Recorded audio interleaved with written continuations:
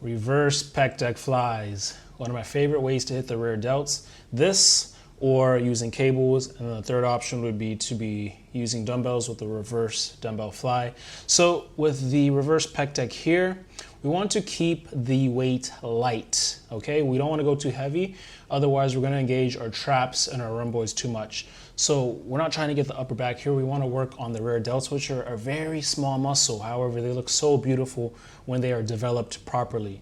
So we want to go slow and controlled, and then focus on engaging that specific muscle. And then we're also pushing our arms out to add an isometric hold, which just builds strength in that one position as well. So we're growing that muscle and we're getting stronger that rear delt. And again, you don't need to go too heavy to get those rear delts.